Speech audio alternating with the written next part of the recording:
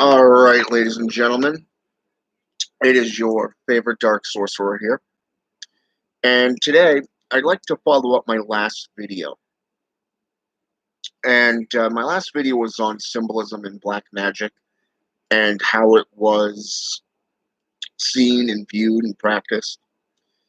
The symbolism of the cross, the behemoth, the pentagram, and all that stuff.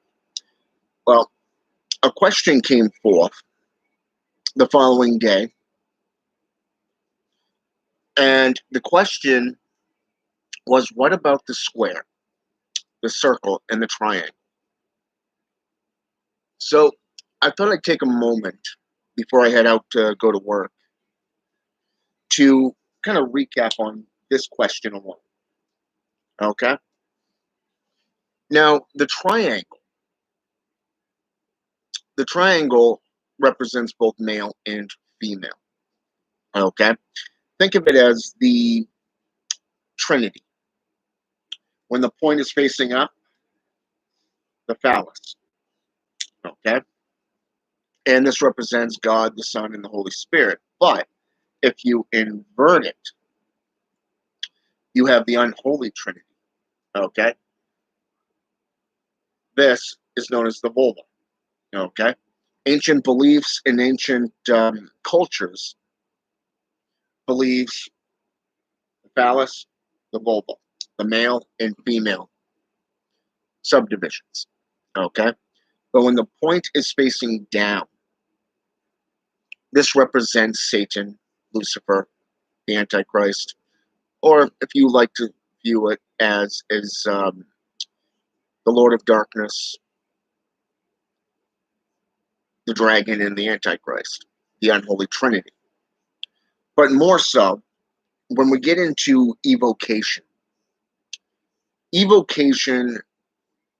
is a combination of certain symbols, like, say, for example, the triangle with the circle.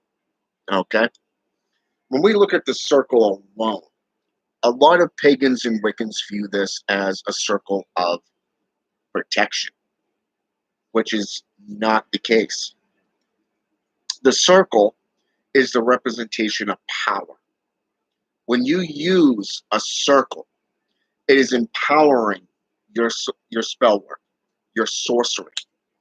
Okay, so if you're doing any form of invocation or evocation, hell, even necromantic rituals, and you're using either a circle to empower or a triangle to call forth a spirit, this is grimoire traditions. Okay, it's not just grimoire, but it's also hermetic. It is Kabbalah. Okay, especially when you start getting into the names. Now, personally, I don't go with the Kabbalah or the Hermetics because I find them to be corrupted. That's just my personal view of it. So, any type of ritual work that you do, you want to look at the being that you're trying to contact. Okay? In this case, let's go with Azazel. Okay, the ancient darkness. So if you get the triangle, you put the circle in it, you put the square in it, you have the alchemical symbol for transformation. Okay? The alchemical transformation, otherwise known as the art of possession. Okay? Kind of like a VB, if you think about it. Now, here we are going to see something interesting. The square represents only one thing. Okay? When you get into it, and you can make lines through it, and you can get into the basic grimoire traditions of letters, numbers, get into astrology, numerology, even. Get into the zodiacs, the planetary figures, the alignments. You can easily accommodate, okay? I'm going to say this again, accommodate the deity's name, the planet that deity would rule over. Now, we know that Azazel is the ancient darkness. He's the teacher of alchemical change. He taught men how to forge seals. He forged weapons of destruction like swords, shields. Okay, taught women how to create makeup and the art of seduction. Okay, so knowing that he's a fallen angel, okay, and that he taught all this stuff, we know that he would be associated with Saturn, the dark planet. We know that his association to occultism is through alchemical change. Custom made incense, how you doing? So let's take a look at this for a moment. The triangle of evocation, the summoning process through planetary, astronomy, through the alphabet, runes even. If you look at the alphabets, like say Enochian, most today go by Enochian because it's more widely used. But what about Theban? What about the Norse runes? What about hieroglyphs? Even? What about the Hellgate system? Okay, or even the Angel of Saxon. You can write all that into those little squares. Okay, well, let's take this further. Let's say you want to do an alchemical transformation to create something. Triangle of evocation, the square, the circle inside that square. This is the alchemical symbol for change.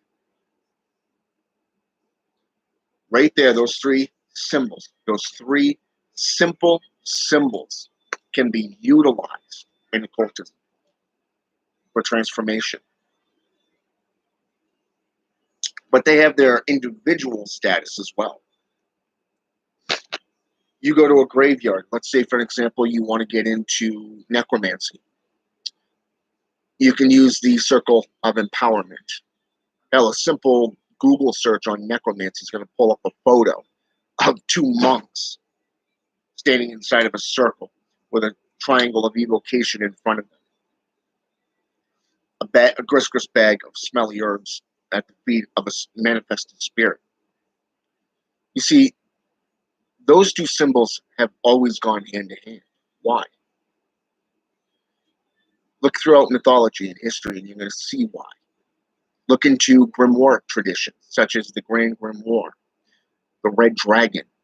Get into the grimoire of Armadale, the sacred magic of Abramelin the Mage, the Solomantic, okay, traditions, the Keys of Solomon, otherwise known as the Clavicle of Solomon. Get into the grimoire of Pope Honorius, otherwise known as the Constitution of Pope Honorius. You get into these traditions, you're going to see how the circle, the triangle, and the square play a huge part in occultism. It doesn't just aid in the transformation. It doesn't just aid in your spell workings. There is a lot that goes along with it. So when you get into geometric shapes, look at geomancy, for an example. Look at necromancy. Look at chiromancy. Why is it certain letters, certain sequences get into spiritualism? Why is it that chiromancy is so much easier when you empower it with the circle of evocation, with runes or letters, the alphabets of ancient civilizations? Get into languages, linguistics, and you're going to see how it empowers you just with the use of all these symbols. Okay? Those of you who are into Satanism know that speaking in a combination of Greek and Latin is very potent. and you watch the candles just go nuts, the flames in the candles. You watch how calling forth these spirits through the incense, smoke, throughout your rituals. You have the circle with the pentagram, the behemoth, the burning star, okay? You bring in the square, you bring in the triangle, and you do an infernal pact making. You bring in blood sorcery. All of this stuff plays a key role in occultism, Satanism, witchcraft. It doesn't matter the tradition. Okay? All of this plays a huge part. Okay? Now, I found it interesting that this gentleman came in after the fact, and he stated quite clearly that he enjoyed the video. There was a lot of gnosis there. But what about these three? Well, there's a lot of history behind these three symbols as well. The triangle, the square, and the circle. And we're going to get into that because throughout this series that I'm putting forth right now through symbolism and black magic, I'm going to take you even further into this stuff over the next couple of weeks. Okay? So hang in there, and I will be bringing this stuff forth. All right?